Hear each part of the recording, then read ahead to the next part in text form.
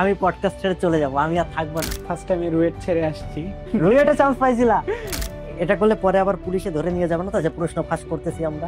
24 মিনিটেই পরীক্ষা শেষ হয়ে গেছিল। 24 মিনিটে শেষ করে বলছে 100টা এমসিকিউ। অনেকে বলতেছে নাকি অনুষ্ঠান থেকে প্রশ্ন আসবে না। 4টা প্রশ্ন আমি স্কিপ করার পরে তখন আমার যে অবস্থায় ছিল যে এবার মনে হয় আমার চান্সটা গেল। সেটা হচ্ছে আমি প্রচুর প্র্যাকটিস করতাম। মানে আমাদের কোশ্চেনটা বেশি হার্ড লাগতো নাকি? হ্যাঁ। টপ 100-র মধ্যে ঢুকতে গেলেই আমাদের জানে পানি উঠে যায়। যখন প্রিপারেশনটা নেই, আমার মাথায় কোনোদিন আসেনি যে আমি সেকেন্ডে। সাথে রাজশাহী ইউনিভার্সিটিতে, জাহাঙ্গীরনগরে ঢাকা ইউনিভার্সিটিতে। আমি পডকাস্ট ছেড়ে চলে যাব, আমি আর থাকবো না। আসিফ, তুমি যদি একটু তোমার পরিচয়টা দাও। আচ্ছা, আমি আজমাইন আসিফ, 24-25 সেশনে 95তম হয়ে ঢাকা মেডিকেল কলেজে এখন অধ্যয়ন করছি। আচ্ছা, যেটা এ হচ্ছে আমাদের মেডিওলজি গোল্ড ডিগার্স এর স্টুডেন্ট ছিল, এখন ইনস্ট্রাক্টর, মানে আমাদের টিচার প্যানেলেও আছে আসিফ। তো এখন তুমি কিভাবে পড়াশোনাটা করছিলা, যেহেতু এটা সেকেন্ড টাইম আমাদের গাইডলাইন এবং তুমিও সেকেন্ড টাইমার, ইভেন তুমি 95তম হয়েছো। It's not a matter of joke, 95তম হওয়া কিন্তু আসলে মুখের ব্যাপার না। হ্যাঁ, টপ 100-র মধ্যে ঢুকতে গেলেই আমাদের জানে পানি উঠে যায়, এরকম একটা ব্যাপার। তারপরে সেকেন্ড টাইমার এই জিনিসটা কিন্তু আসলে প্রচুর স্ট্রাগল করা লাগছে, রাইট? তুমি কিভাবে পড়াশোনাটা করছিলা সেটা যদি একটু বলো। শুরু থেকেই বলবো না, শুরু থেকে বলার এখন আসলে আমার প্রিপারেশনটা শুরু হয়েছিল এপ্রিল থেকে, পরীক্ষা হয়েছে তো পরের বছর জানুয়ারিতে। তো আসলে লং টাইমের একটা প্রিপারেশন ছিল। তো নর্মালি যেভাবে পড়া দরকার আর কি, টেক্সট বই ভিত্তিক সেভাবেই পড়ছি শুরু থেকেই, সেভাবে পড়ছি। অ্যান্ড আমার প্রিপারেশনের যে মানে মেইন যে কাজটা ছিল সেটা হচ্ছে আমি প্রচুর প্র্যাকটিস করতাম। মানে প্র্যাকটিসটা বেশি করতে হবে। প্রচুর প্র্যাকটিস করছি আমি, পড়ার চেয়ে মনে হয় প্রচুর প্র্যাকটিস করছি। যখন আমার লাস্টে 3 মাস থাকে, তখন দেখা যেত যে আমি আমার পড়ার যেই সময়টা থাকতো সেই সময়টাতে অর্ধেক সময়ের বেশি সময় আমি প্র্যাকটিস করতাম। লাইক কোনো দিন যদি আমি 10 থেকে 12 ঘন্টাও পড়তাম, সেদিন দেখা যেত আমি 6-7 ঘন্টার মতো প্র্যাকটিস করছি। তার মানে ব্যাপারটা এরকম যে মূল বই তো তুমি আগেও পড়ছো, কিন্তু এই মুহূর্তে সে তোমার প্র্যাকটিসটা বেশি করা হয়েছে। প্র্যাকটিসটা বেশি করা হয়েছে। হ্যাঁ, ইভেন আমিও মানে ইংরেজি সিনোনিম অ্যান্টোনিম প্র্যাকটিস করতে করতে আমার এমন হয়ে গেছিল যে মুখস্থ হয়ে গেছিল। পরীক্ষা আসলে কেন হবে জানার দরকার নাই, কিন্তু উত্তর এইটা। সেটাই, আমারও ইংলিশ সেম সেম হয়ে গেছিল। আমি ইংলিশে মাস্টার বইটা পড়ছিলাম, তো দেখা যেত অ্যান্টোনিম সিনোনিম গুলো আমি অর্থ জানতাম না, কিছু জানতাম না, মানে অপশন দেখেই আমি দাগাই ফেলতে পারতাম, এরকম একটা অবস্থা। বুঝতে পারছি। আহ তুমি পরীক্ষার আগের দিন কিভাবে কি করছিলা? মানে এটা তো অ্যাকচুয়ালি টেনশন থাকে। আজকে হচ্ছে তোমার 4 তারিখ, 4 তারিখ। বলতে গেলে হাতে আর খুব বেশি দিন টাইম নাই, 6 দিন মতো টাইম আছে। 11 তারিখে পোলাপান পড়তেও পারে না। তুমি এই টাইমটা কিভাবে কি ম্যানেজ করছো? আচ্ছা, এই টাইমটাতে হচ্ছে আমি প্রচুর মডেল টেস্ট দিছি। আমার আসলে শেষ দিকে মানে পড়ার আসলে খুব ধৈর্যটা ছিল না, যেহেতু অনেক দিন ধরে পড়ছি। শেষ দিকে আমি খুব ভালো মতো যে পড়তে পারা সেটা পড়তে পারিনি। আমি রিভিশন কমপ্লিট করছিলাম মোটামুটি 15 দিন আগেই। আচ্ছা। আমার যেই রিভিশনটা সেটা আমি 15 দিন আগেই ক্লিয়ারলি কমপ্লিট করছি। তো পরে এই সময়টাতে আমি হচ্ছে আমার যে আগে প্রশ্নগুলো ভুল হইতো, অনেক কোচিংয়ে পরীক্ষা দিছি, মেডিলজিতেও দিছি। তো এইগুলো আসলে আমি কালেক্ট করে লিখে রাখতাম। আমি একটা ডায়েরি করছিলাম যেখানে আমার ভুল জিনিসগুলো, টপিকগুলো লেখা থাকতো। আমি শেষ দিকে ওইগুলাই চোখ বুলাইছি আর প্রচুর পরীক্ষা দিছি। আচ্ছা, মানে এখন ওদের প্র্যাকটিসটা বেশি করা দরকার। হুম। আচ্ছা, আমরা জিকে ইংলিশে ছিলাম। জিকে ইংলিশে ছিলাম, তো জিকে ইংলিশ শুরু থেকে পড়লে আসলে ভালো। আই থিঙ্ক সবাই শুরু থেকে পড়ছে, যেহেতু সেকেন্ড টাইমের যারা আছে, ফার্স্ট টাইমাররাও পড়ে। 3 মাসের মতো সময় হয়ে গেছে। তো এই সময়টাতে আসলে করতে হবে বিগত বছরের, বিগত বিসিএস এর প্রশ্নগুলো, ইংলিশ প্রশ্নগুলো, লিটারেচার বাদে, লিটারেচার থেকে প্রশ্ন হয় না।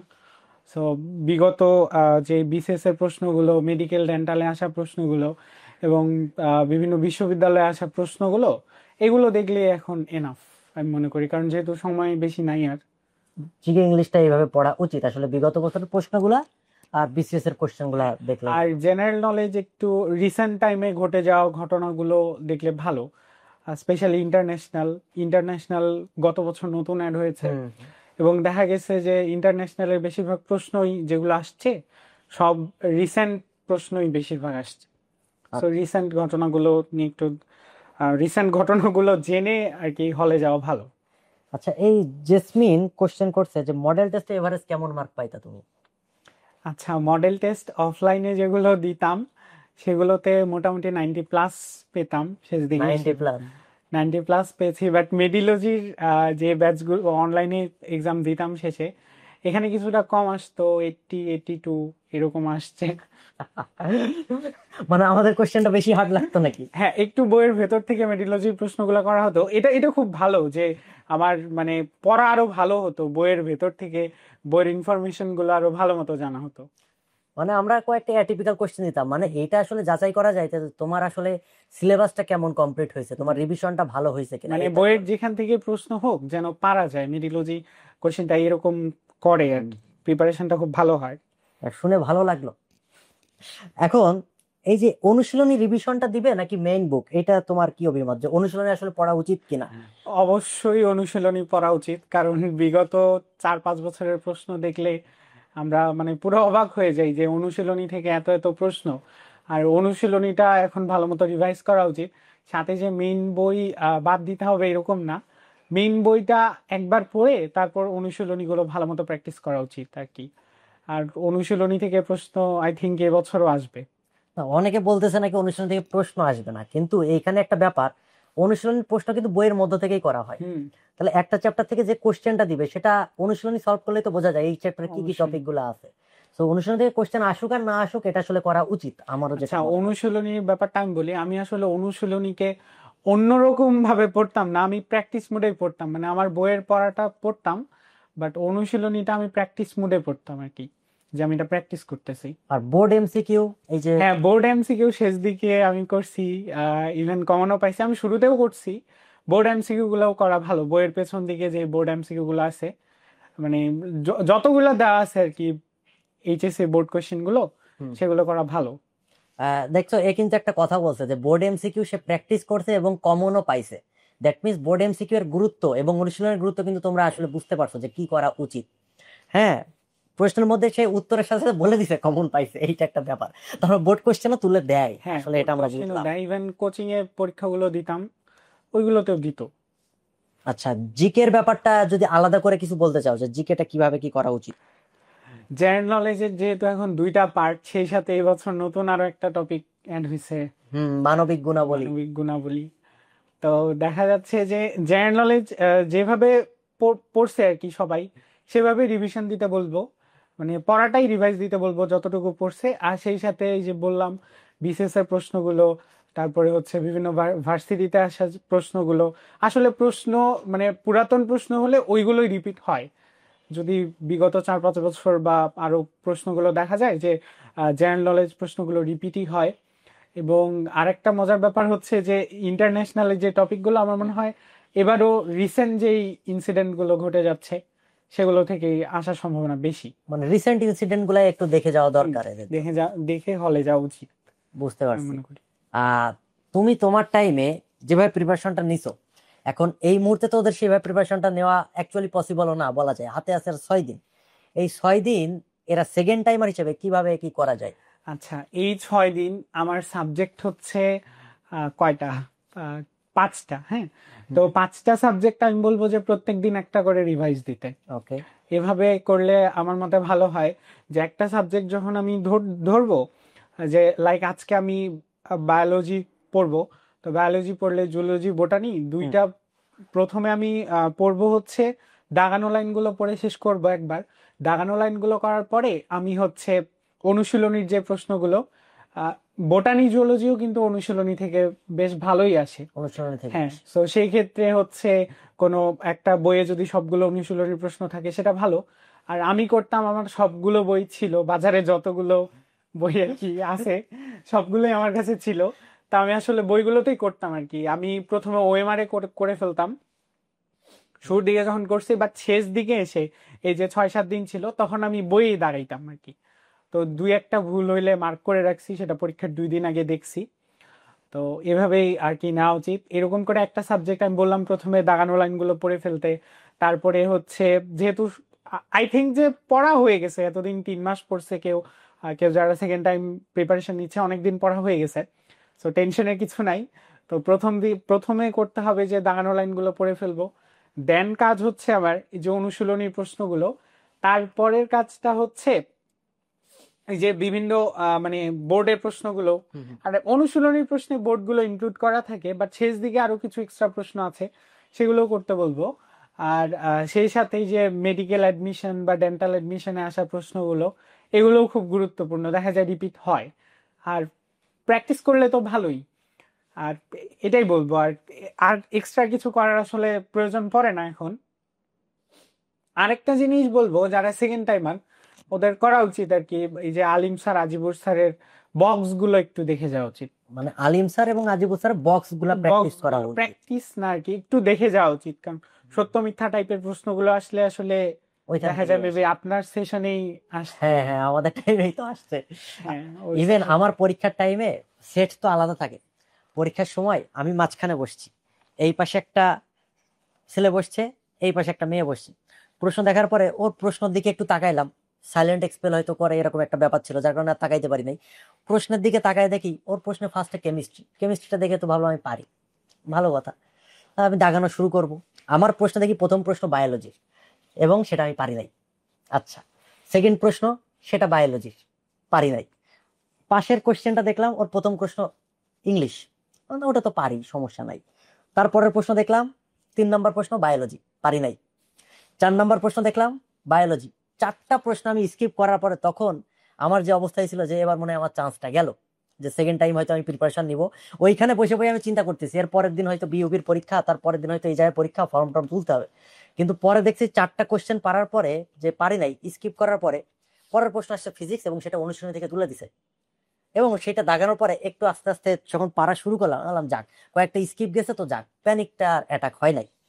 এইটা হচ্ছে একটা ব্যাপার, তো বক্স গুলা পড়ে যাওয়া আসলে উচিত, এটা আমার মনে হয়। এখন যারা আগে পড়ে নাই তাদেরকে পড়লে এটা আসলে এখন পড়লে বার্ডেন হয়ে যাবে, বাট সেকেন্ড টাইমারদের উচিত আসলে ওই বক্স গুলো কমপ্লিট করা এতদিনে। করা। আচ্ছা, তোমার টাইমে তুমি পরীক্ষার হল এক্সপিরিয়েন্সটা কেমন ছিল, এটা একটু শেয়ার করো। আমার হল এক্সপিরিয়েন্স আসলে, আমি দ্বিতীয়বার যখন পরীক্ষা দেই, আমার মোটামুটি 24 মিনিটেই পরীক্ষা শেষ হয়ে গেছিল। 24 মিনিটে শেষ করে বলছো 100টা এমসিকিউ? হ্যাঁ, আমার 24 মিনিটেই শেষ হয়ে গেছিল, কারণ আমার প্রথম 20 মিনিটে আমি 86টার মতো প্রশ্ন, 84টা থেকে 86টার মতো প্রশ্ন দাঁড়িয়েছিলাম। মানে এ বলতেছে এটা কি ভাই? মানে আমারও শেষ দিকে আসলে আমি এত প্র্যাকটিস করতাম, অনলাইন মডেল টেস্ট গুলো আমি 9-10 মিনিটে, 8-10 মিনিটেই দিয়ে দিতাম আর কি। তো এরকম করতে করতে আমার ওই এক্সামও সেরকম ভয় ডর কিচ্ছু কাজ করে নাই, মানে প্রশ্ন পাইছি আমি, প্রশ্ন পাইতে দাগাই সব গেছি। কমন, দাগাই গেছি। 24 মিনিটে 100টা এমসিকিউ আসলে সলভ করা কিন্তু প্রচুর টাফ, এটা কিন্তু সবাই আসলে পারে ইভেন না। অনুশীলনী, যেহেতু আমাদের বছরের প্রশ্নটা মানে আগের 2 বছরের প্রশ্ন থেকে তুলনামূলক ইজি ছিল, হুম হুম হুম, একটু প্রশ্নগুলো এটা একটু ছোট ছোট easy ছিল, ছিল। হ্যাঁ হ্যাঁ, হ্যাঁ। তো সেক্ষেত্রে দেখা গেছে যে ম্যাথ গুলো উত্তর সহ কমন সব অনুশীলনী ছিল, সো হ্যাঁ, সমস্যাটা আসলে হয়নি। এইটা একটা ব্যাপার। আর এইটা তুমি পারছো এই কারণে যে তুমি আমি অনেক বেশি প্রচুর প্র্যাকটিস প্র্যাকটিস করছো। করছি, আমি অনেকগুলো সোর্স থেকে প্র্যাকটিস করতাম, লাইক রয়্যাল গাইড একটু মেনশন করি, ইভেন বাজারের যতগুলো বই ছিল সেগুলো সবগুলোর অনুশীলনী করছি। তারপরে হচ্ছে আরো অন্যান্য প্রকাশনীর বইগুলো এনে এনে হুম, প্র্যাকটিস করতাম আর কি। তার মানে তুমি যেখানে যা পাও তোমাকে প্র্যাকটিসটা করতে হবে, এইটা হচ্ছে মেন ফ্যাক্ট। কারণ এই টাইমে এসে খুব বেশি পড়ার কিছু আসলে থাকে পড়ার না, আসলে কিছু নাই, আর এতদিন পড়তে পড়তে আসলে পড়ার ইচ্ছাটাও থাকে না। পড়ার ইচ্ছাটাও থাকে না। আচ্ছা, তুমি 24 মিনিটে যখন সবগুলো দাগাইছো এরপরে কি করছো আসলে? এরপরে আসলে আমি বসেই ছিলাম, পানি খাচ্ছিলাম কয়েকবার, বসেই ছিলাম হলে। আশেপাশে তাকাও নাই দেখি তুই কি করতেছিস? না না, আমি বসেই ছিলাম। না, দুইজন ম্যাম ছিলেন, ম্যাম ওনারা গল্প করছিলেন, তো ওনাদের গল্পই শুনছিলাম। ম্যামদের গল্প শুনতেছো পরীক্ষা দেওয়ার পরে?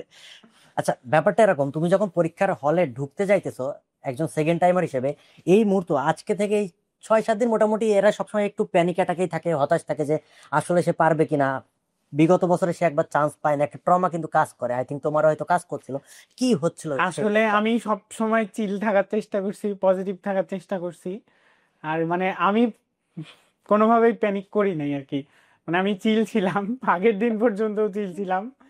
মানে চিল থাকাটাই আমার জন্য মনে হয় একটা ভালো ফেভার ছিল, যে আমি চিল ছিলাম আর কি, প্যানিক এতটুকু হয়নি আসলে। আমি যখন প্রিপারেশনটা নেই, আমার মাথায় কোনোদিন আসেনি যে আমি সেকেন্ড টাইমার। বুঝতে পারছি। মানে তুমি যে সেকেন্ড টাইমার এটা আসলে চিন্তা এটা করাইছো আমি না। কখনোই চিন্তা করিনি। বুঝতে পারছি। এখন ইভেন এখনকার যারা সেকেন্ড টাইমার এদের হাতে কিন্তু একটা হিউজ সুযোগ আছে জিনিসটা গ্র্যাব করার। কারণ কি আমি বলি, এইবার ইন্টারমিডিয়েট 25-এ কিন্তু যারা 25 ব্যাচ ফার্স্ট টাইমার অনেকের কিন্তু জিপিএ আশানুরূপ আসে নাই, হুম। তাদের ওই দিক থেকে একটা মার্ক কাটতেছে। এটা একটা ব্যাপার। ফার্স্ট টাইমার আসলে অফেন্ড হওয়ার কিছু নাই, যেটা রিয়ালিটি সেটাই বলতেছি। যারা অ্যাকচুয়ালি প্রিপারেশন করে তারা কিন্তু চান্স পায়, এটা একটা ব্যাপার। কিন্তু সেকেন্ড টাইমার এরা কিন্তু আগের বছর জিপিএ 5 পাইছে। সুতরাং এদের যে 3 মার্কটা কাটতেছে, আর যার হচ্ছে জিপিএ 5টা আসে নাই সেও তো মেডিকেল পরীক্ষা দিবে।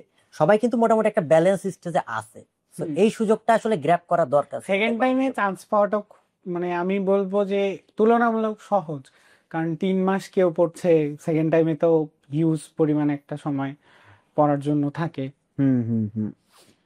আচ্ছা, এখন বলো, এই যে কেমিস্ট্রি কিভাবে রিভাইজ দেওয়া যায়, একটা কোশ্চেন আসছে, কেমিস্ট্রি কিভাবে রিভাইজ? আচ্ছা, কেমিস্ট্রি রিভাইজ যেটা দিতাম, এই তো আমি সবগুলা সাবজেক্ট একই রকম ভাবে পড়ছি। মানে প্রথমে দাগানো লাইনগুলো আমি পড়তাম, দাগানো লাইনগুলো পড়ে ডিরেক্ট আমি অনুশীলনী পড়তাম। কেমিস্ট্রির ক্ষেত্রেও সেম, বোর্ড প্রশ্নগুলো শুধু জ্ঞানমূলক বোর্ড প্রশ্নগুলো পড়া উচিত, কারণ পড়া দেখা উচিত। যায় সেগুলোও আসে। আচ্ছা, বুঝতে পারছি। এখন তুমি হাজারি, কেমিস্ট্রি, কবির, স্যার মাস্ট। হাজারি আর কবির স্যার মাস্ট, মানে অন্য কোন রাইটার কি আসলে এই মুহূর্তে দরকার আছে? এই মুহূর্তে এখন পড়ার দরকার নেই, যদি কেউ আগে পড়ে থাকে তাহলে ভালো। আর এখন সেটা রিভাইজও দেওয়ার দরকার নেই। মানে কবির স্যার আর হাজারি স্যারের বই, মানে অনুশীলনীর কথা বলছি, আর মূল বই তো আমরা হাজারি স্যারেরটাই পড়ি। হুম হুম। বাট কবির স্যারের অনুশীলনী প্রশ্নগুলো শেষ মুহূর্তে দেখে যাওয়া উচিত। আচ্ছা, এইখানে আর একটা প্রশ্ন আসছে। মনে করো অনুশীলনীতে অনেক কোশ্চেন ভুল থাকে, হুম। বা হাজারিনাক স্যার পড়তেছি, কবির স্যার পড়তেছি, দুইটাতে কন্ট্রাডিক্টরি কিছু কোশ্চেন আছে হুম। আনসার, সেই ক্ষেত্রে তুমি কি করতা? সেই ক্ষেত্রে আমি আসলে টেক্সট বইয়ের ভেতরে যে ইনফরমেশনটা ছিল আমি সেটাই মনে রাখার চেষ্টা করছি। আমাদের সময় এরকম কিছু প্রশ্ন আসছিল, কয়েকটা আসছিল, হুম যেটার কারণে আমার 3 মার্ক আরো কমে গেছে আর কি। আমি বইয়ের ভেতরেরটাই দাঁড়াইছিলাম। আই থিঙ্ক যে পেপার সেটার, যারা পেপারটা সেট করে, হুম হুম। ওনারা যদি অনুশীলনী থেকে প্রশ্নটা করে তাহলে মেবি অনুশীলনীর উত্তরটাই ওনারা নেন, আমার মনে হয়। সো যদি কারো আসলে এরকম হয়ে যায় যে অপশনগুলো সহ সে কমন পেয়ে গেছে প্রশ্নটা, তাহলে সে মানে অনুশীলনীর উত্তরটাই দাগানো উচিত আমি মনে করি। আর এরকম প্রশ্ন আসলে খুব কম, কারণ দেখা যায় একটা চ্যাপ্টারে 5-6টার বেশি প্রশ্ন এরকম থাকে না। 5-6টার জন্য আসলে মাথা না ঘামলা। মাথা না ঘামানো উচিত।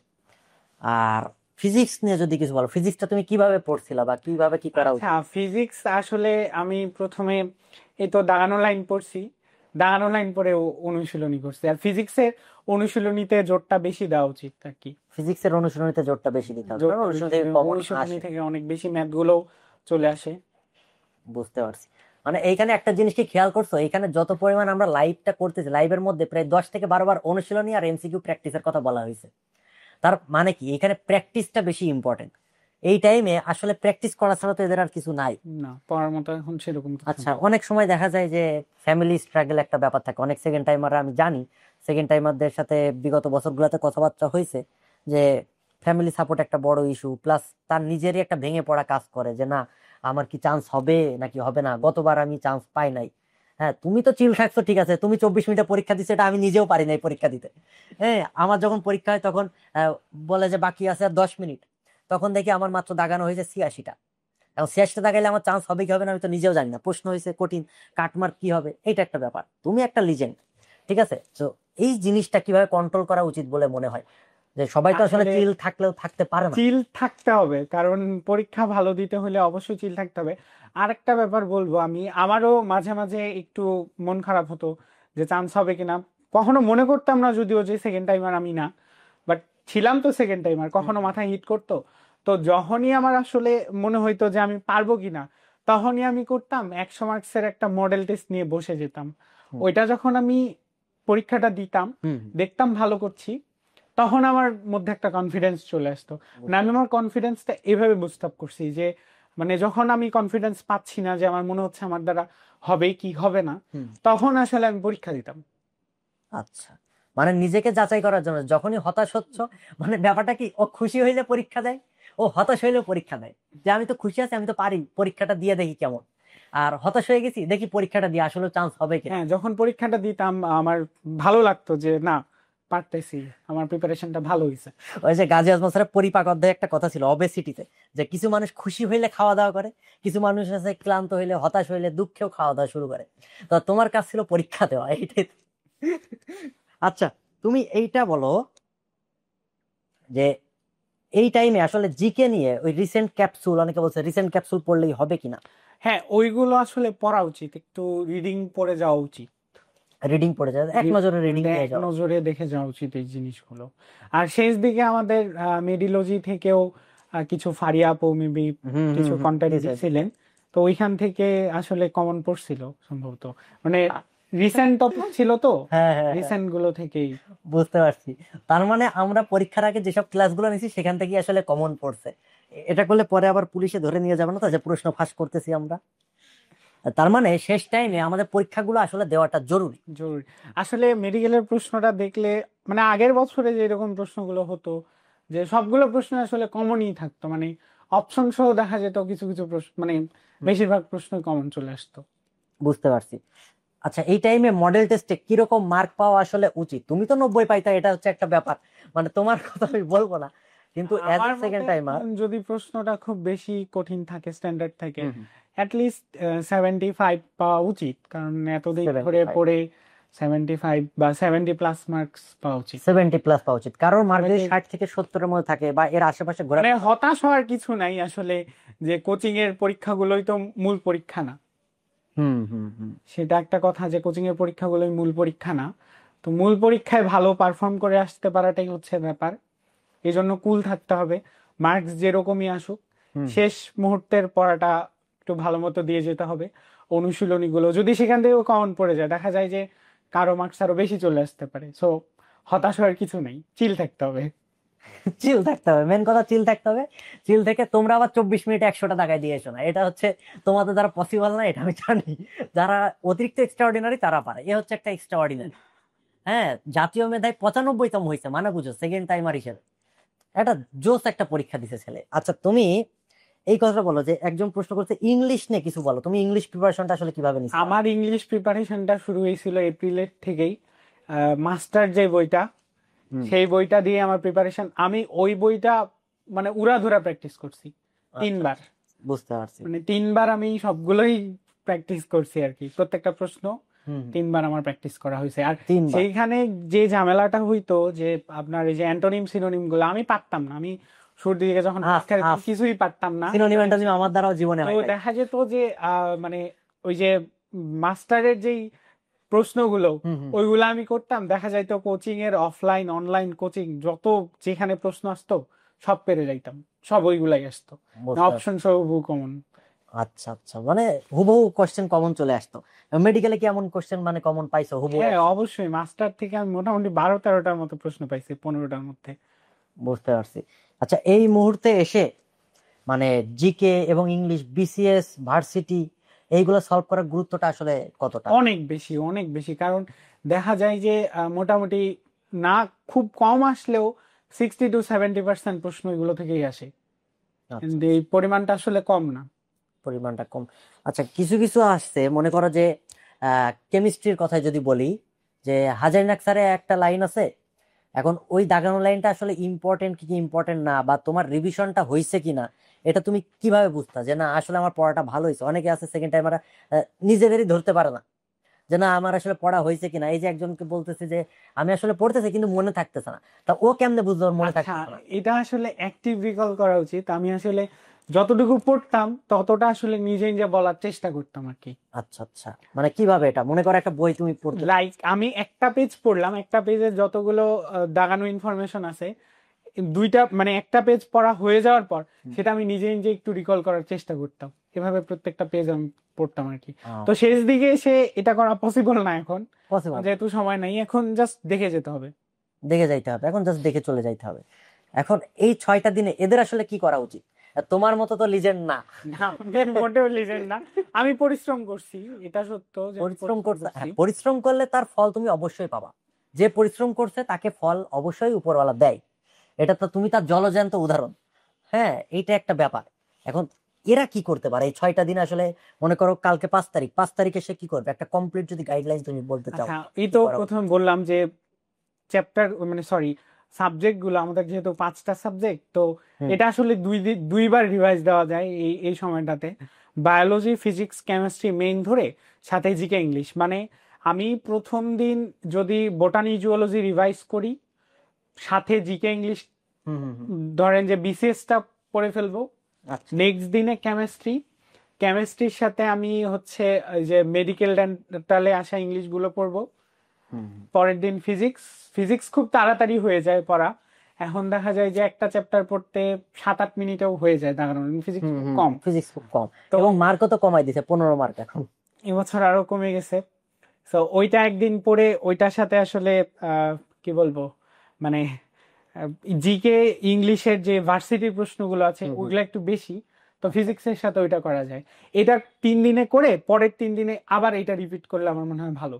আচ্ছা আচ্ছা, তার মানে এরা প্রত্যেকদিন একটা করে সাবজেক্ট শেষ করবে, সাথে জিকে ইংলিশটা ইংলিশ পড়বে, ভাগ পড়বে। করে নেবে যে আজকে আমি বিসিএস কোশ্চেন সলভ করবো সবগুলা, এরপরের দিন মেডিকেলে আসা কোশ্চেন গুলো সলভ করবো, এরপরের দিন ভার্সিটির কোশ্চেন গুলো। বুঝতে পারছি, এইভাবে আসলে করাটা এটা আসলেই একটা ইফেক্টিভ ওয়ে। আমিও এভাবে পড়ছিলাম, আমার সময় এভাবে লাস্ট দিনগুলোতে আমি আসলে পড়ি নাই, আমি প্র্যাকটিস করে গেছি। প্র্যাকটিস করে গেছো, জাস্ট এআই করে গেছো।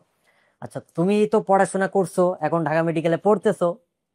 ঢাকা মেডিকেলে প্রচুর প্রেসার, ইভেন মেডিকেল সেক্টরে অনেক প্রেসার, ইভেন ওর হচ্ছে টার্মের ভাইবা আছে। তার সত্ত্বেও এখানে এসে তোমাদের গাইডলাইন দিতেছে, কারণ মানে জোর করে ধরে নিয়ে আসছি, এক কথায় বলা যায় তোমাদের জন্যই।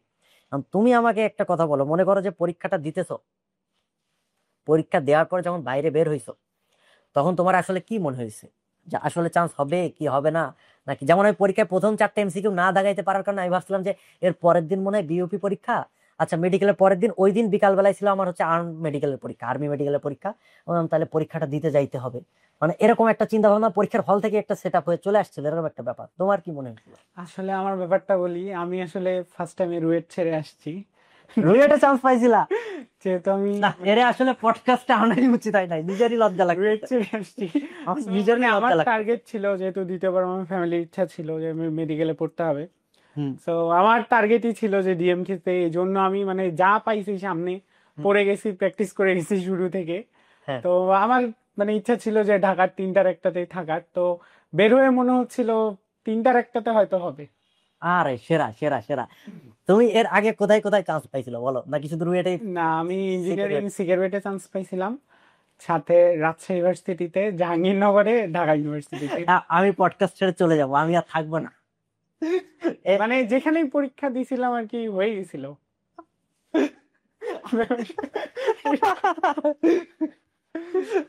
না, সেরা সেরা, আসলে একটা জোস মানুষটা নিয়ে আসছি। এখন তুই চিন্তা কর আসলে, যে এক কি পরিমাণ লিজেন্ড, এর পড়াশোনাটা কোন লেভেলে ছিল, নাহলে বেসিকটা কি পরিমাণ স্ট্রং। আসলে বেসিকটা স্ট্রং ছিল বলেই কিন্তু ও আজকে এই জায়গায় আসছে, তাই না? এখানে হতাশ হওয়ার কিছু নাই, এখানে আসলে হতাশ হওয়ার কিছু নাই। এরা অনেক সময় হতাশ হয়ে যায়, বারবার বলে যে মনে করো আজকে আমরা একটু মানে লস প্রজেক্টে তো পরীক্ষা নিতেছি, মডেল টেস্ট, একদিন একটু কঠিন প্রশ্ন হয়ে গেল, এসে তো কান্নাকাটি শুরু হয়ে আমার মানে চান্স কঠিন পাবো। প্রশ্ন হলে সেটা আসলে ভালো। কঠিন প্রশ্নটা হলে মানে বইয়ের যে আহ, মানে বইয়ের পড়াটা আসলে ভালো হয়। বইয়ে যা আছে সেটাতে আরো ভালো মতো এফোর্ট দেওয়া যায় বইয়ের পড়াগুলোতে। বুঝতে পারছি, তার মানে কঠিন প্রশ্ন হওয়া আসলে ভালো। ভালো। কিন্তু এরা যে হতাশটা হয়ে যায়, এরা আসলে কি করা উচিত এই মানে টাইমটা? হতাশ হওয়া যাবে না, কোনোভাবেই হতাশ হওয়া যাবে না, চিল থাকতে হবে। আমি গান শুনতাম, তুমি গান শুনতা? হাঁটাহাঁটি আচ্ছা আচ্ছা, করতাম, আমি গান হাঁটাহাঁটি শুনতাম, করতা? প্রচুর গান আর কি কি শুনতাম। করতা? মানে গান শুনতাম, রিলস দেখতাম, তবে শেষ দিকে সে একটু কমাইছিলাম। মানে কমাইছিলা? হ্যাঁ, আমি বেসিক্যালি আমি এই যে কোশ্চিন যে প্র্যাকটিস করতাম, এটা আসলে আমি গেমের মতো করতাম, যে গেম খেলতেছি, এক রাউন্ডের পর আরেকটাতে যাচ্ছি। হুম হুম হুম। সো আমার এরকম ছিল যে এই আজকে এতগুলো প্রশ্ন সলভ করছি, পরে এগুলো আবার সলভ করব, হুম। এভাবে এভাবে করে এই মডেল টেস্ট দিব, এটা সলভ করব, সেটা সলভ করব। মানে এটা আমার কাছে কাইন্ড অফ একটা গেমের মতো হয়ে গেছিল আর কি। আর এইসব পোলাপান তো আসলে নিরস, এই কারণে আমরা কি করছি, মেডিলজিতে পোল গেম আনছি, এটা তুমি জানো? হ্যাঁ, ও টেলিগ্রামের পোলগুলো আমি প্রচুর দিছি, মানে প্রচুর। মানে এই পোল গুলো মানে যা পাইছি মেডিলজিরও ছিল শেষ দিকে। হ্যাঁ হ্যাঁ, ইভেন আমরা ওয়েবসাইটে পোল গেম অ্যাড করছি, যে টুং টুং করে আওয়াজ হয়, গেম খেলবো। মানে আর ওই যে বেলুন উড়ে ভালো লাগতো, একটা করার পর বেলুন উঠতো, ভালো লাগতো। বুঝতে এটা পারছি। প্রচুর প্রচুর করছি, প্রচুর। আচ্ছা, তুমি মনে করো মেডিকেল পরীক্ষা দিছো, তোমাদের টাইমে পরীক্ষাটা কবে হয়েছিল? জানুয়ারিতে। জানুয়ারিতে। এরপরে তো 2 দিন বাদে রেজাল্টটা দিছে। রেজাল্ট দেওয়ার অনুভূতিটা কেমন ছিল? মানে যেদিন রেজাল্টটা দিবে সকাল থেকে ওই টাইমে কেমন কি ভালো লাগে? সকাল থেকে আসলে অনেক ভয় পাচ্ছিলাম আমি। আর মানে ভয় পাচ্ছিলাম, এ তো হচ্ছে গতানুগতিক কথাবার্তা, মনে হচ্ছে এটা মুখস্থ করে নিয়ে আসি, তুই পরে বলবি যে আমি ভয় লিটারালি পাচ্ছিলাম। ভয় পাচ্ছিলাম। আমি আসলে মানে সকাল থেকেই শুয়েছিলাম। শুয়ে থাকার পর আসলে বিকালের দিকে তো রেজাল্টটা দিয়েছিল। তখন আমি পরীক্ষার মানে সরি রেজাল্টের ঘন্টাখানেক আগে কাঁপতেছিলাম। আচ্ছা আচ্ছা। মানে আমি একদম পুরা কান্না করে দিছি। তো পরে যখন রেজাল্ট দেয় তখন আরেক দফা কান্না করছি আর কি। মানে তখন পুরো পরিবার সহ কাঁদছি। তখন পুরো পরিবার সহ কাঁদছো? মানে ওই রেজাল্টটা দেখার পরে যে মনের মধ্যে যে ভালো লাগাটা কাজ করে যে না, আই ক্যান ডু ইট, এবং আমি এটা করছি, আমি এটা তাই না? পারছি, হ্যাঁ। যেটা আমার এটা করার কথা ছিল এবং আমি এটা পারছি। সেকেন্ড টাইমটা কিন্তু প্রচুর স্ট্রাগল করে, এটা আমি দেখছি, বিগত বছরেও দেখছি, প্রতি বছরই দেখি যে সেকেন্ড টাইম আমাদের যে স্ট্রাগল, এটা কিন্তু আসলে সবাই ফিল করতে পারে না, যেটা তুমি একজন সেকেন্ড টাইমার হিসেবে ফিল করছো। মানে ওই টাইমটা যে এদের মধ্যে দিয়ে কি একটা যায়, ওরা এই টাইমে তো মনে করো তুমি যে পড়াটা পড়ছো প্রায় 2 বছরেরও বেশি সময় ধরে পড়ছো, এক ইন্টারমিডিয়েটে পড়ছো, তারপর মেডিকেলের হয় নাই, তখন তুমি আবার পড়া শুরু করছো, সেখান থেকে আবার পরে যে আবার পরীক্ষাটা দিছো। অনেক স্ট্রাগল, কিন্তু অনেক সময় হতাশা কাজ করে। এরপরে হ্যাঁ, হতাশা অবশ্যই কাজ করতো। হতাশা কাজ করবে না মানে এটা না, আমরা যেহেতু মানুষ, হতাশা অবশ্যই কাজ করতো। আর হতাশা কাজ না করার একটা ব্যাপার হচ্ছে কি যে ফার্স্ট টাইম পরীক্ষা দিয়ে তো আমি অন্যান্য জায়গাগুলোতে চান্স পাইছিলাম, আমি ভর্তি হয়ে গেছিলাম। হুম হুম হুম। সো হতাশাটা খুব কম কাজ করতো। আর ওই যে বললাম আগে যে আমি পরীক্ষা দিতাম আর কি, হতাশা কাজ করলে আমি পরীক্ষা দিতাম, তখন বুঝতাম যে আমি পারতেছি। বুঝতে পারছি।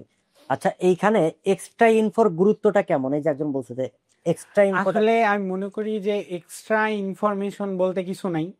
পেপার সেটার যে বই থেকে প্রশ্ন করবে হুম হুম। সেটাই মেইন বই। মেবি এটা আপনার সালেই হয়েছিল, আপনার সেলাই হয়েছিল।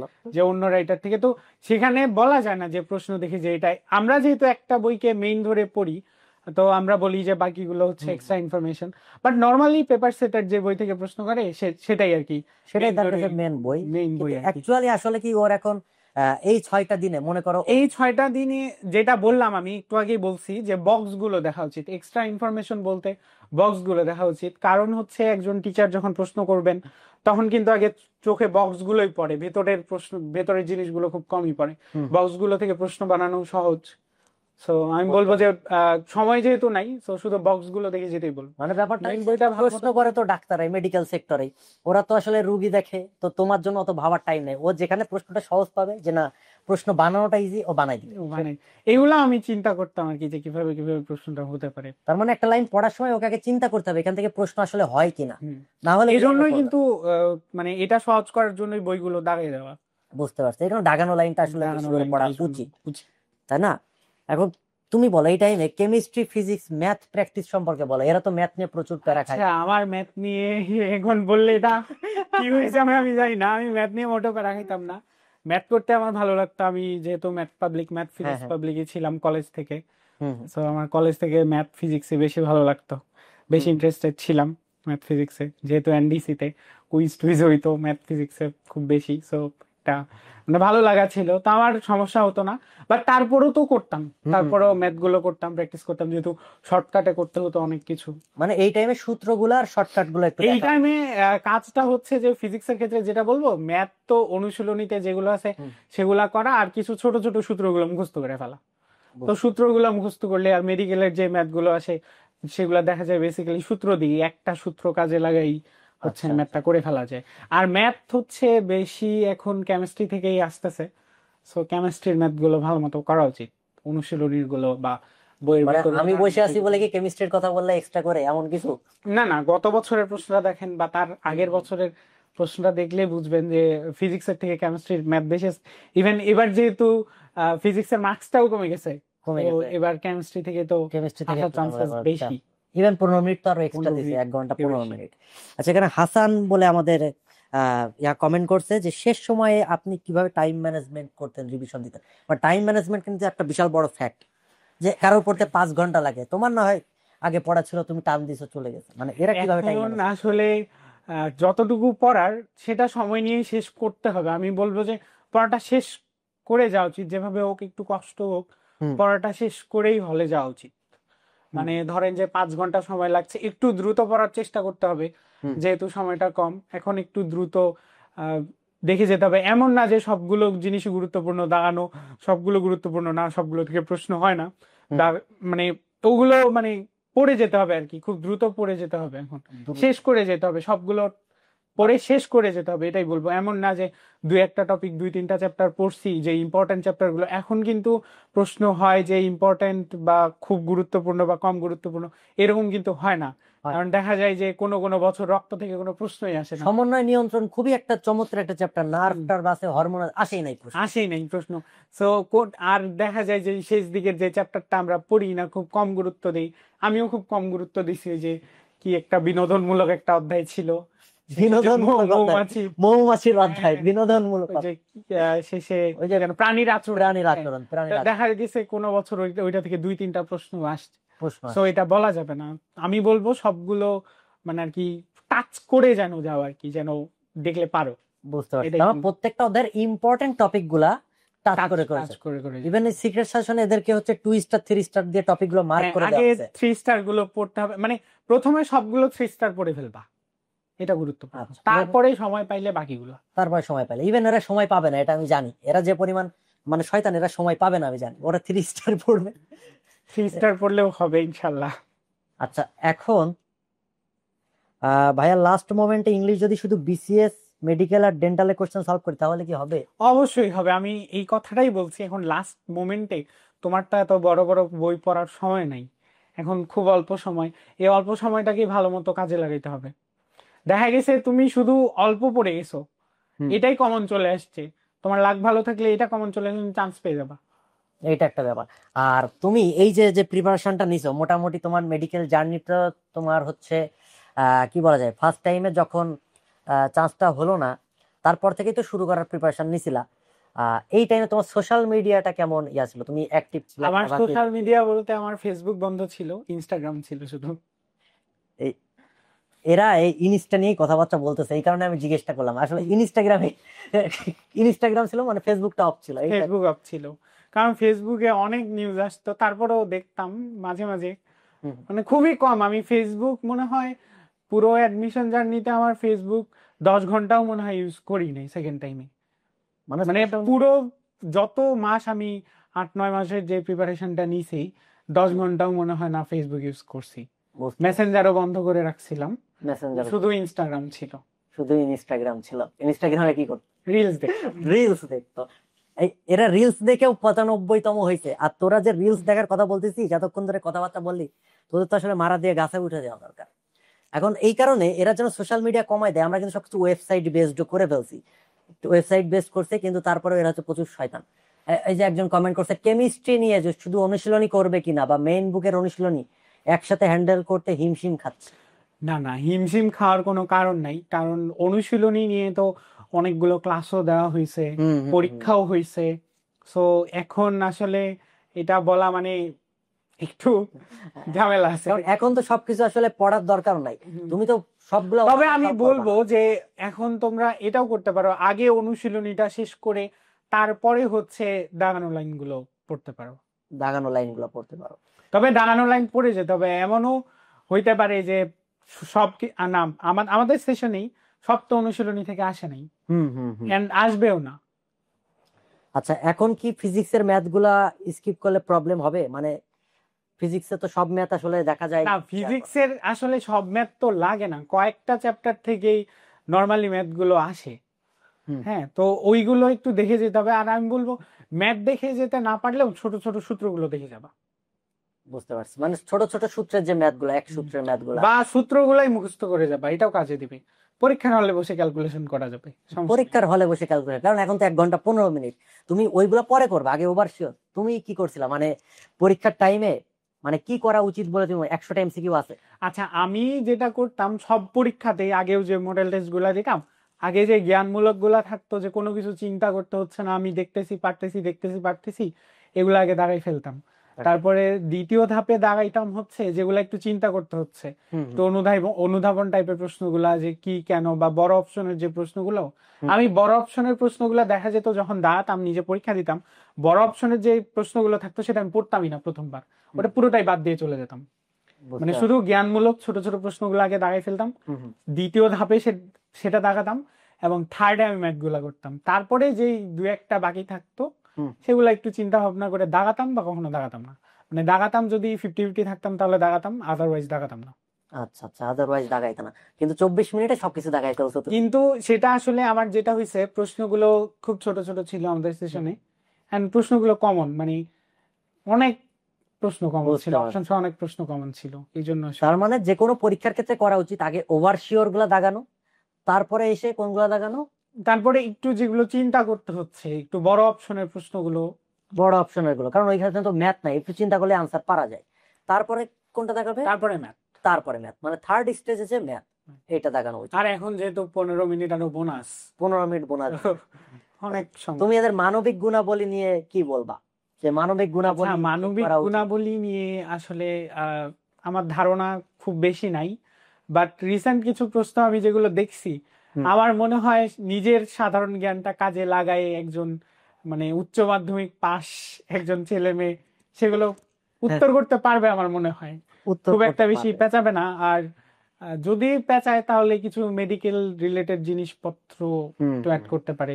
সো এটার জন্য আমি বলবো যে মেডিওলজি থেকে প্রোভাইড করা প্রশ্নগুলো, যে কোশ্চেন গুলো আসতেছে এগুলো বারবার দেখে যাওয়া, আর কিছু টপিক এমনি মেডিকেল এথিক্সের বা নর্মাল কিছু এটিকেটের প্রশ্নগুলো একটু আচ্ছা, বুঝতে পারছি। দেখে যাওয়া। এই কমেন্ট আসছে যে লিটমাস পেপার, আমরা তো লিটমাস পেপার দিছি মডেল টেস্ট অনুযায়ী, এটা কি এখন সবগুলা সলভ করবে নাকি সবগুলা সলভ আচ্ছা, কিছু? এরকম প্রশ্ন আসলে কেন আসবে এখন, যে তোমাদেরকে বলেই দেওয়া হচ্ছে যে তোমরা আগে যেটা গুরুত্বপূর্ণ সেটা তুমি যদি করে ফেলো, হুম, তারপরে যদি সময় পাও তারপর তুমি অন্য কিছু করো। আগে যেটা আমি বলছি এই জিনিসগুলো করো, অনুশীলনী প্রশ্নগুলো, তারপরে বইয়ের দাগানো লাইনগুলো, বোর্ড হুম। প্রশ্নগুলো, এগুলো আগে করো, এগুলো আগে করো। হ্যাঁ, তোর যেটা পরীক্ষায় আসবে তুই সেটা পড়বি। ওই যে একটা বই ছিল না, পরীক্ষায় যা আসবে তা বেহুদা কিছু না। পরীক্ষায় যা এরকম আমার আসবে কথাগুলাই, করে মানে তো লাভ না। অন্য কিছু না। মানে এখন চিন্তা হচ্ছে কি, আমার তো কোচিং এ ভালো করতে হচ্ছে না যে আমি কোচিং এ টপ করতে হবে, হুম এরকম হুম। তো এখন এই টেন্ডেন্সিটাও নাই। এখন শুধু আবার যে মূল পরীক্ষায় কি আসে, মূল পরীক্ষা তোমরা দেখবা যে কোচিং এর পরীক্ষা থেকে অনেক ইজি। বুঝতে পারছি। আচ্ছা, বায়োলজিতে মনে করো যেহেতু যারা মেডিকেল সেক্টর আসে ওদের জুওলজিটাই আসলে ফেভারিট থাকে, এটা এমনি পড়া যায়, কিন্তু বোটানিতে কিন্তু অনেক ইনফরমেশন, আবুল হাসান স্যারের যে পরিমাণ ইনফরমেশন দিছে, এটা তো মনে করো পৃথিবীতে এমন ইনফরমেশন থাকে না। তো এইটা একটা ব্যাপার। তো বোটানিটা কিভাবে দ্রুত রিভিশন দেওয়া যায় এই টাইমে কি মনে বোটানি দ্রুত রিভিশন, ওই যে বললাম দাগানো লাইন, আসলে আমাদের সিস্টেমটাই মানে মেডিকেলের প্রিপারেশনের সিস্টেমটাই ওই রকম যে হুম দাগানো লাইন গুলোই পড়া হয় আর কি। তো বলবো প্রথমে দাগানো লাইন, তারপরে হচ্ছে অনুশীলনী প্রশ্ন। এন্ড হুম এইখানে আসলে অনেকগুলা রাইটার, তো তো হুম সবগুলা আসলে কভার করা উচিত। আমি বলবো যে সবগুলা রাইটার দেখে যাওয়া উচিত অনুশীলনী প্রশ্নগুলো। তো এটা করতে করতে আসলে সময়টা শেষ হয়ে যাবে, সেই সাথে শেষ দিকের যে বোর্ড প্রশ্নগুলো আছে হুম হুম। এগুলা করা উচিত। বুঝতে পারছি। আচ্ছা, ব্যাপারটা এরকম, মনে করো তুমি তো বলছো যে মেডিকেলের প্রশ্ন সহজ হয়, এটা ঠিক আছে, তুমি পরীক্ষাও দিয়ে আসছো, চান্সও পাইছো, এটা একটা ব্যাপার। কিন্তু কোচিং এ মার্কটা আসলে ফ্যাক্ট করে না। কিন্তু অনেকে বলে কোচিং এ কত মার্ক পড়ছে, বা বাসায় অনেকের কথা শুনতে হয়। তুমি কখনো কোচিং এ কম নাম্বার পাইছো কিনা? তুমি পাও না এর হ্যাঁ আমি জানি। পাইছি, কত? অবশ্যই পাইছি। কত পাইছো? একদম পাইছি, লোয়েস্ট নাম্বার কত? লোয়েস্ট নাম্বার আমার হচ্ছে 58। 100-র মধ্যে 58? 100-র মধ্যে 58, ইয়েস 100। এটা আসলে মনে হচ্ছে মিথ্যে কথা বলতেছে, এতক্ষণ ধরে না, যেসব কথা বললো আমারই 100-র পডকাস্টে মধ্যে ওঠে। একটা 58, এটাই লোয়েস্ট। আর সেকেন্ড লোয়েস্ট হচ্ছে মেবি 74। 74? হ্যাঁ, আচ্ছা, যখন 58 পাইছিলা বা এমন কম নাম্বার পাইলে তখন কি করতে আসলে? এরা তো হতাশ হয় এবার। কম নাম্বার যেদিন আমি পাইছিলাম ওই দিন আমার মেবি মাথা কাজ করতেছিল না, এরকম কিছু একটা, হুম, কি পরীক্ষা দিয়েছিলাম নিজেও জানি না। মানে এটা আমার স্টিল মনে আছে যে ওই দিন আমি একটা অফলাইন কোচিং এ পরীক্ষা দিয়ে 58 পাইছিলাম। বুঝতে পারছি। তা তখন কি করো? অনেকের মনে করো যে গার্জিয়ানের নাম্বার দেওয়া থাকে, কল দেয় যে তুই আসলে কম ও পাইলি কেন? আসলে এরকমও হয়েছে আমার, আমি মাঝে মাঝে দু একটা এরকমও করছি, যেদিন দেখা যাচ্ছে মানে ডেইলিতে যখন এরকম হইতো, হুম হুম হুম। যে ডেইলি আমি যেহেতু প্রথম দিক থেকে প্রিপারেশন নিচ্ছি, যেদিন মানে পড়ে যাই নাই আর কি, ওই হ্যাঁ। কোচিং এর ওই টপিক পড়ে যাই নাই, আমি অনেকগুলো কোচিং এক্সাম দিতাম হুম একসাথে। হুম হুম। তো ওইখানে দেখা যাচ্ছে যে তো আমার নাম্বারটা আমার প্যারেন্টসদের কাছে মানে ছিল আর কি, আমার হুম হুম। প্যারেন্টসদের কাছে। তো ওইটা আমি কি করতাম, রোল নাম্বার ভুল মিশে আসতাম মাঝে মাঝে, এরকম করছি দু একবার। মানে শয়তানি কোন লেভেলে করা যায়! আমি করছি, আমি শয়তানিও তবে এটা আমি খুব কম করছি অনেস্টলি, আমি খুব কম করছি। যেদিন আসলে দেখা গেছে যে আমি হুম হুম। পড়ে যাইনি, লাইক এই যে বললাম আমি বিনোদনমূলক চ্যাপ্টার যেটা ছিল, হ্যাঁ এই হ্যাঁ। যে প্রাণীর প্রাণীর আচরণ। আচরণ, এইটা কিন্তু কোচিং এর পরীক্ষাগুলোতে দেখা যায় ওরে বাবা, মানে জঘন্য সাংঘাতিক প্রশ্ন। সাংঘাতিক প্রশ্ন করে, তো ওইটা দেখা গেছে যে আমি ওইটা মানে ভুল রোল নাম্বার দাঁড়ায় চলে আসছি। বুঝতে পারছি। তুমি মেন মেডিকেল পরীক্ষায় কত নাম্বার পাইছিলা?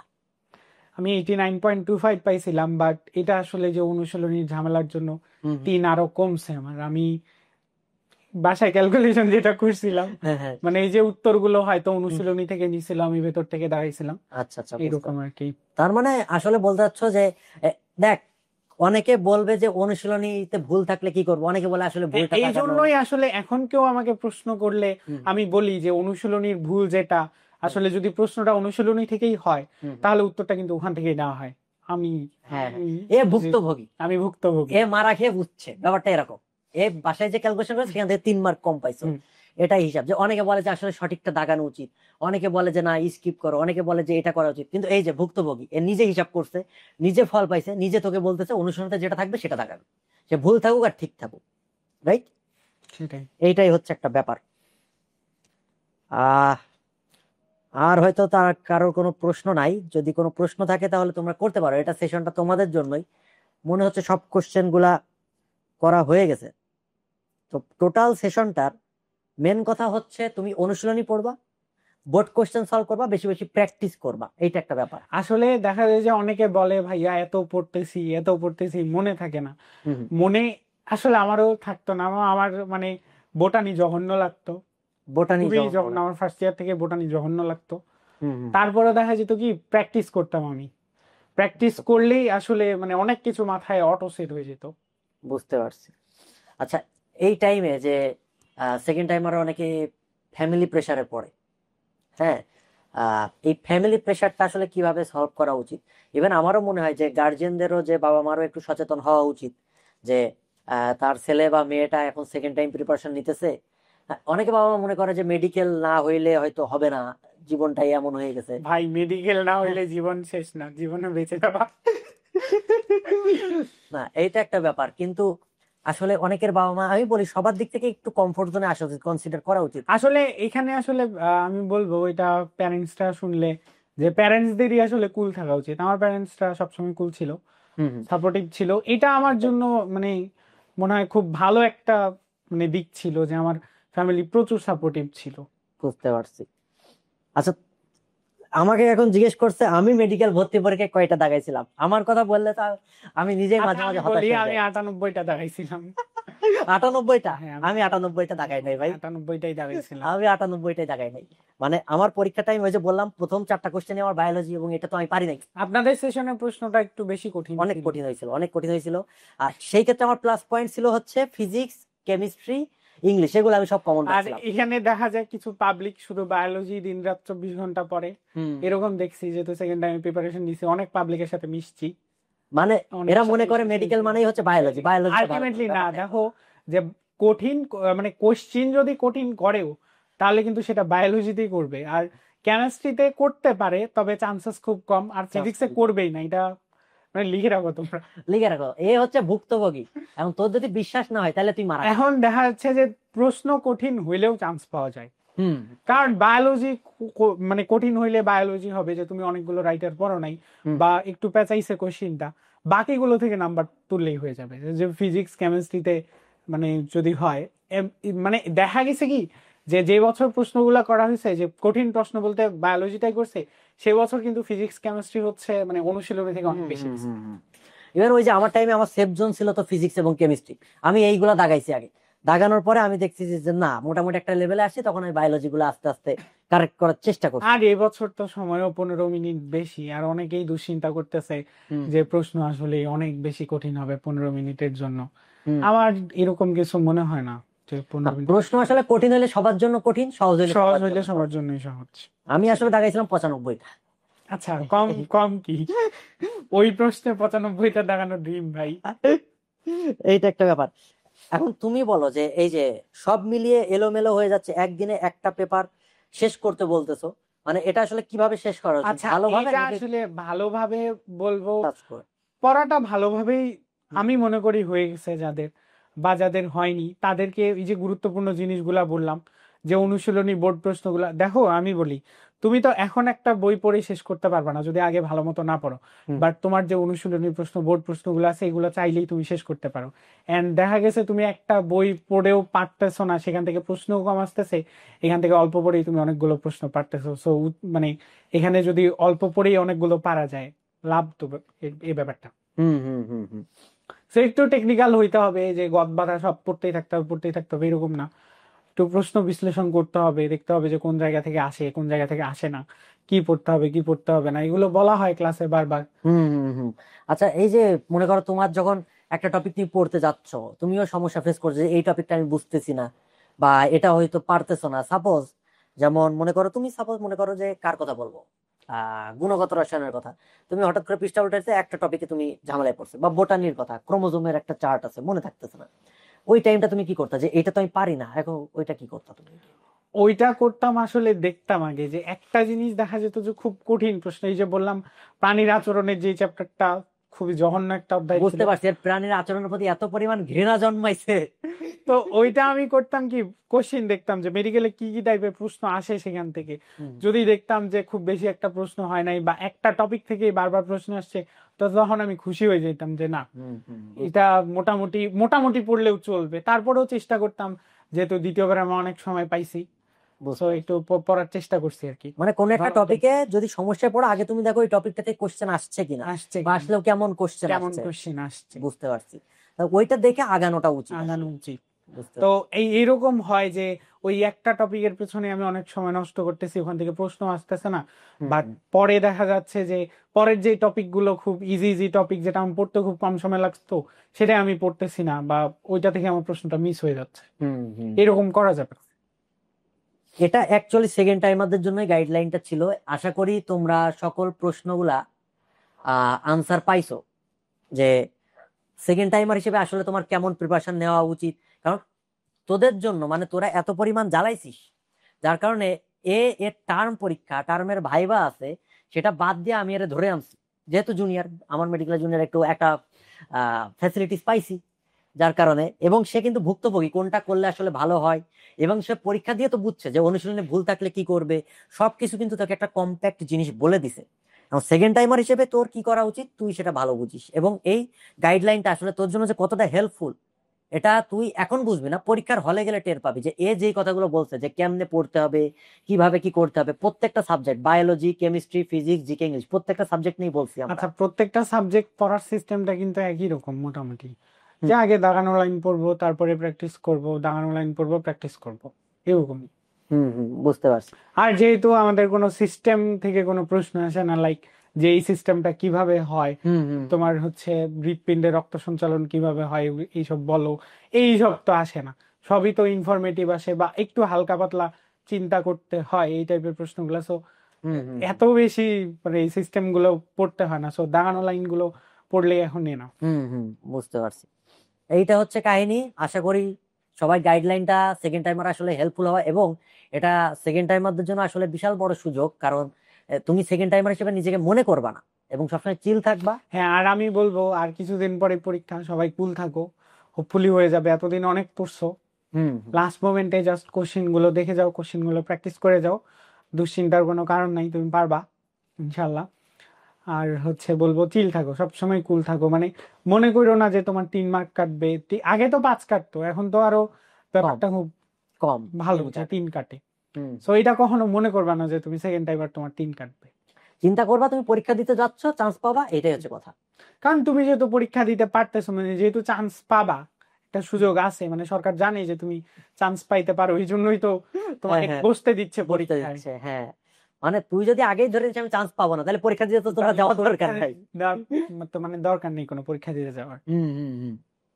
ঠিক আছে, সবাই ভালো থাকো, সবার পরীক্ষা ভালো হবে। জাস্ট তুই একটু জানাস তোর পরীক্ষার রেজাল্টটা, চান্স পাওয়ার পরে তখন বুঝতে পারবি এ আসলে যে কথাগুলো বলছিস সেটা তোদের জন্য কতটা আসলে ব্লেসিংস। আসলে আমি অনেক বাস্তবধর্মী কথাই বলার চেষ্টা করছি, হুম হুম হুম। যে গদ এই- বাঁধা পড়ি নাই, একটু টেকনিক্যালি পড়ছি। এইটাই। তাহলে এই পর্যন্তই, সবাই ভালো থাকো, সুস্থ থাকো। আচ্ছা, সবার জন্য শুভকামনা। ধন্যবাদ।